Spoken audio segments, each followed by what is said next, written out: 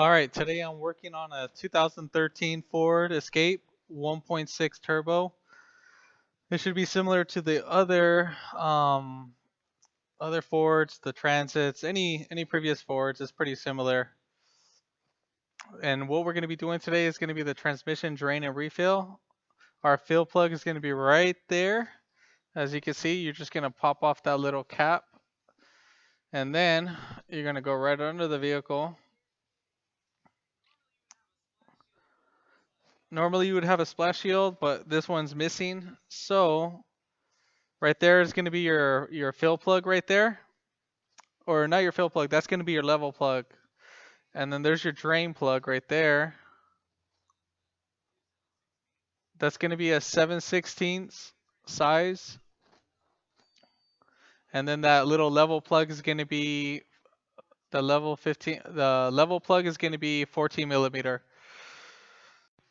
Okay, so for the drain plug, basically what you're going to do is you're going to count the threads, see what kind of remaining threads are they, and then you're going to go ahead and make a mark with a whiteout or a sharpie.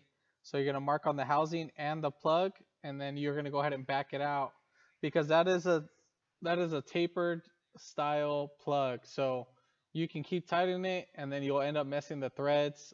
So it's just kind of like a cone style plug.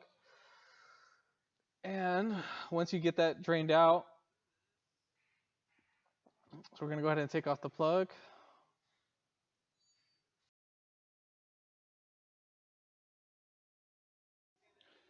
As you can see, the fluid's pretty dirty. Look how black that is. Basically, you want to make sure it's not black, because these guys will start having shifting issues. You can see that right there. You want it to be at least semi-red. It's not supposed to be that dark. This is actually my second time actually doing this on this vehicle.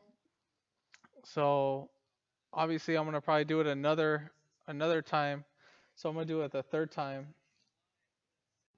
So right now I'm going to go ahead and take off the fill plug while the fluid is draining. And that, again, that's going to be a 14 millimeter. All right, so next we're going to go ahead and take off the cover cap for the transmission. So you're just going to pull that right up. And it should pop right out.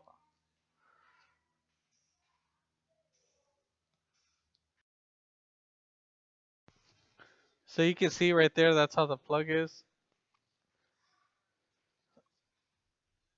Now, if you're having a hard time, what you're doing, you can lift up the valve cover, and then you can pull off that green tab right there. You can release that guy and move that little hose out the way, so it's easier. Now we're gonna go ahead and put in the transmission funnel. Make sure you get a deep one. And so basically, the fluid that you need for a drain and refill is gonna be about 4.2. And then I used Mercron by Max Life Valvoline. I got that at the auto parts store for $30.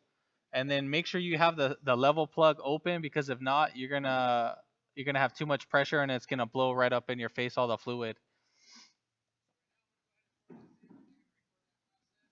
So I'm gonna go ahead and pour in the fluid. We're gonna go ahead and start the car, and then you're gonna need a scanner for this. So basically, we need to measure this by temperature.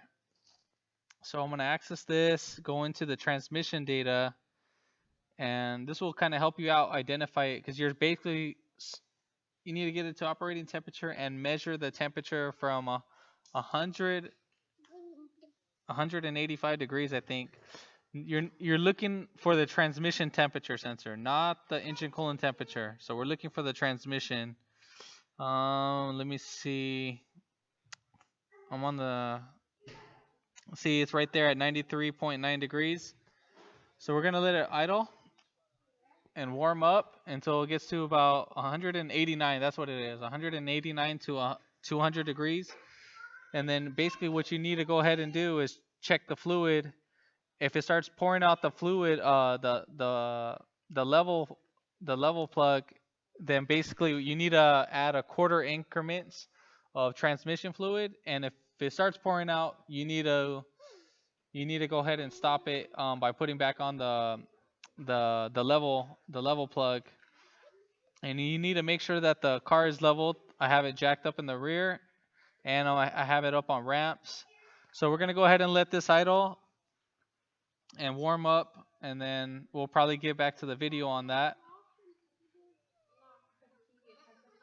I want to talk about the results of the transmission flush, and I mean, I was kind of having shifting issues with the customer's car. You can tell there was a huge shift delay. Say hi, Penny. Huge night and day difference. I mean, like, big time difference. Shift quality smooth, shift response. I thought the transmission was going out. That's what it felt like, because I mean, you would go from like first, like 1 second, like a 1 good second, then it'll finally shift into second. And the same thing for third. It was a pretty good shift delay. I used about close to 20 quarts. Yeah, about 20 quarts of transmission fluid. And yeah, I mean, still kind of do more. The fluid's still pretty dirty, but if you want to, like I said, if you want to do the whole transmission flush, it's more work. So obviously it's going to be a little bit more labor intensive, and then you would have to get new O-rings just to prevent any leakage or air getting sucked in to cause air bubbles. But yeah, I just wanted to give you a feedback on it. The car has about 108,000 miles. I'm pretty sure the transmission fluid has never been done. So like I said, I'm very, very happy with the results. I mean, the shift quality. And this is my customer's car. It's not mine personally, but I did the CV axles on this prior to that.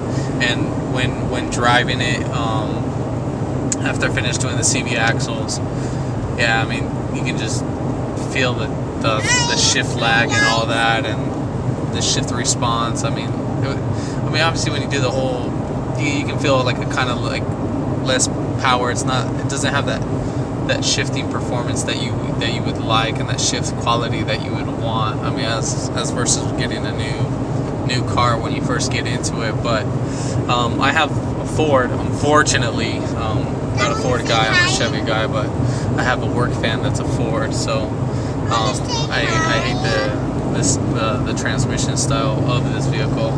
But yeah, I mean, if this video helped you out, give it a thumbs up, comment down below if you have any questions. Let me know how your results are. Keep me posted. I'm just curiosity of everybody's experience. You know, there's always a saying in this too. Some people say don't change your transmission fluid after so many miles. You might hurt your transmission. But like I said, this one was getting pretty bad. I mean, it was like brown black for the first fluid that I first changed, and then it started becoming like a dark purple black. It should be reddish. That should be the fluid, like a reddish purple. That should be your color for the transmission. You'll see it once you put in the new fluid. But yeah, don't forget to subscribe and keep stay tuned with future videos that I keep posting. And thanks for watching.